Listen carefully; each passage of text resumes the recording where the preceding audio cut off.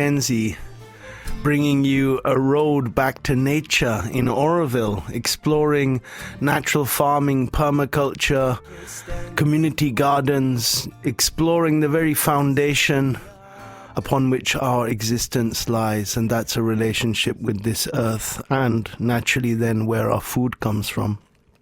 So this last couple of weeks, I've been sharing with you some chapters from this book, The One Straw Revolution, which I have my copy here that Fukuoka signed.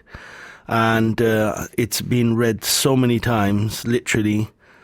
It's such a wealth of information and an inspiration, I would say, giving you a sense of maybe not what to do, but what not to do. Fukuoka was always, looking at non-action, and instead of plowing, how could he work without plowing? Instead of, weeding, how does he not weed? Instead of pruning, how does he not prune? How does he get away with not making compost? How does he, it's always about what does nature do? Because nature doesn't have any big techniques and after the 3rd month we do this and after the 6 months we do that. Nature is just in this very gentle and intense ongoing process of life. So I guess that very essence of life is what Fukuoka perceived as being all powerful and amazing capacity to manifest. So it was that he was trying to get to. Anyway, so this book really exemplifies this, shows with very clear examples how this non-dualistic, intrusive philosophy into farming actually works. And we're on another chapter now, a 3rd chapter that I'm reading called Drifting Clouds and the Illusion of Science. And it's on page 164 if you have your book there with you. And, this is really pretty the hardcore philosophy of it, of what, how our minds are actually defining everything, and we don't really see what's there. This morning, I am washing citrus storage boxes by the river. As I stoop on a flat rock, my hands feel the chill of the autumn river. The red leaves of the sumacs along the riverbank stand out against the clear blue autumn sky. I am struck with wonder by the unexpected splendor of the branches against the sky. Within this casual scene, the entire world of experience is present. In the flowing water, the flow of time, the left bank and right bank, the sunshine and shadows, the red leaves and blue sky, all appear within the sacred silent book of nature, and man is a slender, thinking reed. Once he inquires what nature is, he then must inquire what that what is, and what that human who inquires what that what is. He heads, that is to say, into a world of endless questioning. In trying to gain a clear understanding of what it is that fills him with wonder, what it is that astonishes him, he has 2 possible paths. The first is to look deeply into himself, at him who asks the question, what is nature? The second is to examine nature apart from man. The first path leads to the realm of philosophy and religion. Gazing vacantly, it is not unnatural to see the water as flowing from above to below, but there is no inconsistency in seeing the water as standing still and the bridge as flowing by. If, on the other hand, following the second path, the scene is divided into a variety of natural phenomena, the water, the speed of the current, the waves, the wind and white clouds, all of these separately become objects of investigation, leading to further questions which spread out endlessly in all directions. This is the path of science.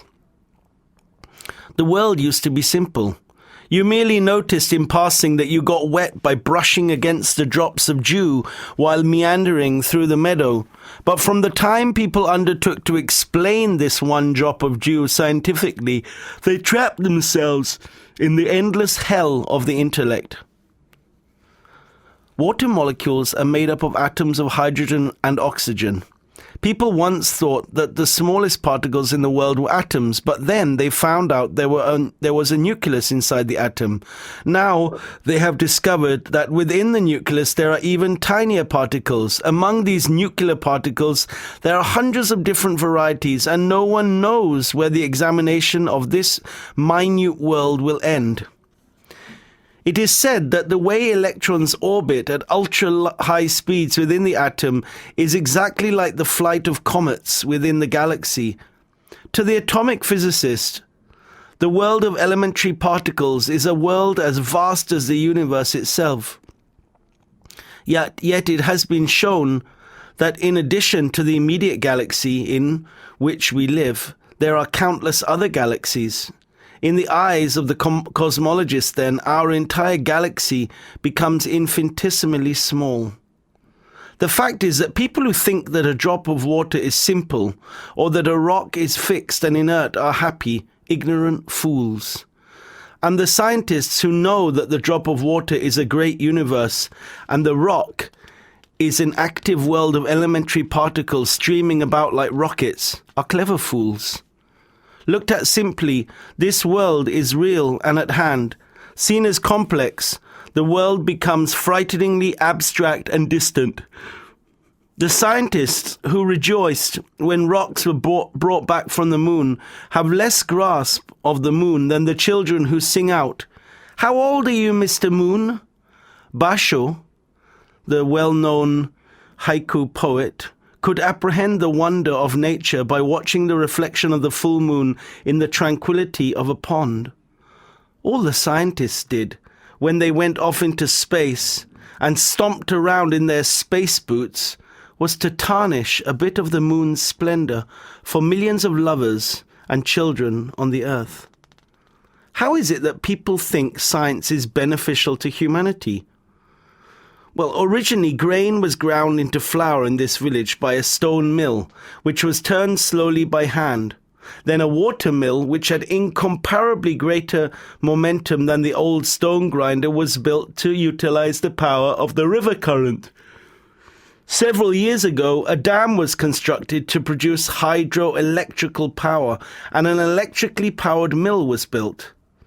How do you think this advanced machinery works for the benefit of human beings? In order to grind rice into flour, it is first polished, that is, made into white rice. This means husking the grain, removing the germ and the bran, which are the basis of good health, and keeping the leftovers. In Japanese, the character for leftovers, pronounced kasu, is composed of radicals meaning white and rice. And so the result of this technology, the leftovers is white and rice, and the character for bran, nuka, is made up of rice and health. And so the result of this technology is the breaking down of the whole grain into incomplete byproducts. If the too easily digestible white rice becomes the daily staple, the diet lacks nutrients, and dietary supplements become necessary. The water wheel and the milling factory are doing the work of the stomach and intestines, and their consequence is to make these organs lazy. It is the same with fuel. Crude oil is formed when the tissues of ancient plants buried deep in the earth is transformed by great pressure and heat. This substance is dug out of the desert, sent to a port by pipeline, and then transported by boat to Japan and refined into kerosene and oil at a big refinery. Which do you think is quicker, warmer and more convenient, burning this kerosene or branches of cedar or pine from in front of the house? The fuel is the same plant matter. The oil and kerosene just followed a longer path in getting here. Now they are saying that the fossil fuels are not enough and that we need to develop atomic energy to search out the scarce uranium ore, compress it into radioactive fuel, and burn it in a huge nuclear furnace is not as easy as burning dried leaves with a match. Moreover, the hearth fire leaves only ashes, but after a nuclear fire has burned, the radioactive waste remains dangerous for many thousands of years. The same principle holds in agriculture. Grow a soft, fat rice plant in a flooded field, and you get a plant easily attacked by insects and disease. If improved seed varieties are used, one must rely on the help of chemical insecticides and fertilizers. On the other hand, if you grow a small, sturdy plant in a healthy environment, these chemicals are unnecessary. Cultivate a flooded rice field with a plow or tractor, and the soil becomes deficient in oxygen. The soil structure is broken down, earthworms and other small animals are destroyed, and the earth becomes hard and lifeless. Once this happens, the field must be turned every year. But if a method is adopted in which the earth cultivates itself naturally, there is no need for a plow or cultivating machine. After the living soil is burned clean of organic matter and microorganisms, the use of fast-acting fertilizers becomes necessary. If chemical fertilizer is used, the rice grows fast and tall, but so do the weeds. Herbicides are then applied and thought to be beneficial. But if clover is sown within the grain, and all the straw and organic residues are returned to the surface of the field as mulch, crops can be grown without herbicide, chemical fertilizer, or prepared compost. In farming like this, there is little that cannot be eliminated. Prepared fertilizer, herbicide, insecticides, machinery, all are unnecessary.